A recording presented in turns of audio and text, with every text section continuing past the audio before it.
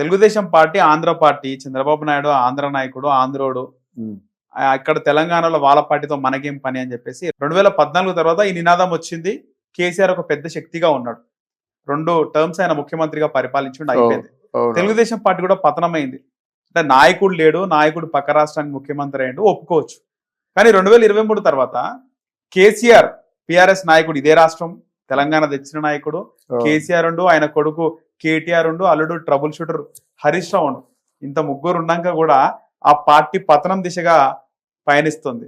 ఒక్క లోక్సభ సీటు కూడా రాలేదు. దీనికి కారణం ఏంటంటారు? అంటే ఇక్కడ ఏమిటంటే కేసీఆర్ ఫ్యామిలీ మీద వ్యతిరేకత వచ్చిందండి ఫస్ట్. రెండోది కేసీఆర్ చేసిన అతి పెద్ద పొరపాటు ఏమిటంటే ఆ టిఆర్ఎస్ పార్టీ అంటే తెలంగాణ ఉద్యమ పార్టీ, అది ప్రజల పార్టీ.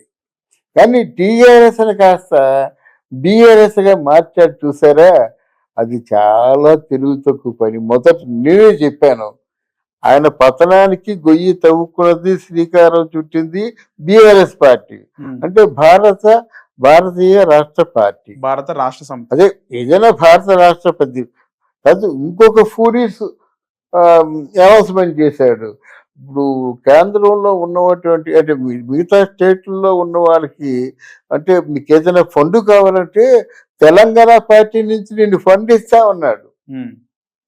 నువ్వెలా ముఖ్యమంత్రులు, వాళ్ళు అలాగే ముఖ్యమంత్రులు కదా, వాళ్ళకున్న సోర్సెస్ వాళ్ళకు ఉంటాయి కదా, వాళ్ళకున్న అండర్స్టాండింగ్స్ వాళ్ళు ఉంటాయి కదా. ప్రతి ముఖ్యమంత్రితో కూడా ప్రధానమంత్రి చాలా సన్నిహితంగా ఉంటాడు. అయితే ముఖ్యమంత్రులతో సమావేశాలు జరుపుకుంటాడు అన్నమాట. వాళ్ళ తాలూకు స్థాయిని బట్టి, వాళ్ళకున్న జనంలో పేరుని బట్టి, వాళ్ళ తాలూకు నిర్ణయాత్మక ఆలోచనలు బట్టి వాళ్ళు ఫ్రెండ్షిప్ చేసుకుంటారు. అందరినీ చేసుకోరు. ఇది మనకు కావాలరా, మన తాలూకు మన పార్లమెంట్ లో ఉంటే బాగుంటుంది, వీళ్ళు సపోర్ట్ ఉంటే బాగుంటుంది, వీళ్ళ దగ్గర చాలా మంది మనుషులు ఉన్నారు, వాళ్ళ తాలూకు పారామీటర్స్ వాళ్ళకు ఉంటాయన్నమాట. అందువల్ల ఇక్కడ కేసీఆర్ చేసిన పొరపాట్లు ఇలా బీఆర్ఎస్ పార్టీ అని చెప్పుకోవడం ద్వారా మొత్తం అందరిలో కూడా ఆయన పలసన అయిపోయాడు. నువ్వు ఇది గొప్పగా చెప్పుకున్నావు కదా, మోడీ మెడలు వచ్చాన్నావు కదా, ఈరోజు మోడీ దగ్గర మోకరెళ్ళి నమస్కారం చేసినా నీ కూతుర్ని విడిచిపెట్టడు. ఓకే, అది మర్చిపోకూడదు.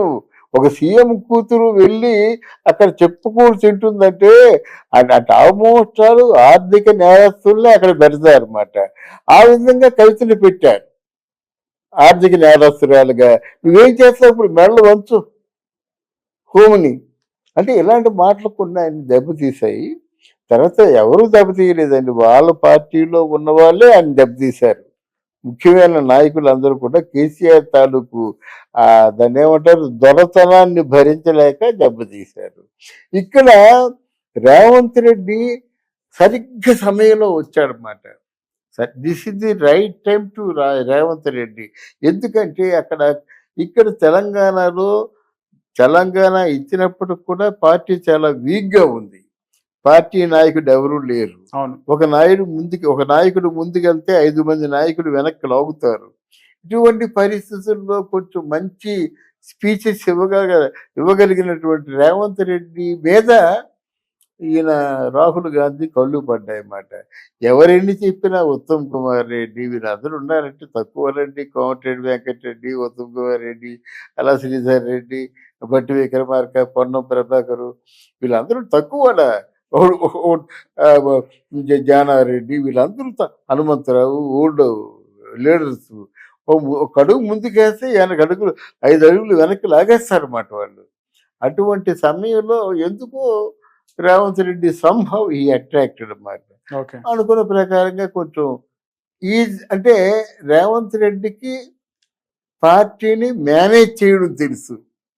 అంటే పార్టీని కలుపుకోవడమే కాకుండా పార్టీని మేనేజ్ చేయడం తెలిసిన వాడే నెగ్గు రాగలడు.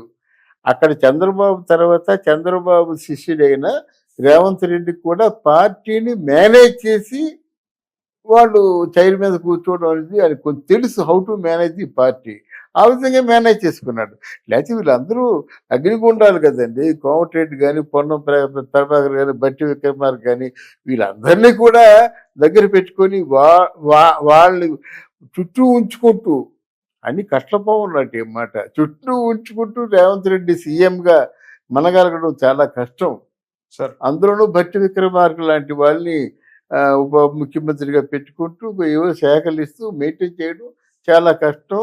మెయింటైన్ చేసే శక్తి ఈయన రేవంత్ రెడ్డికి ఉంది కాబట్టి ఈయన ఇలా మెయింటైన్ చేయగలుగుతున్నాడు అన్నమాట. Right sir. అక్కడ చంద్రబాబు నాయుడు ఆ విధంగా ముందు ముసళ్ళ పండగ మామూలు ఇప్పుడు కాదు, రాజకీయం మహా రంజుగా ఉంటుంది రాబోయే రోజుల్లో.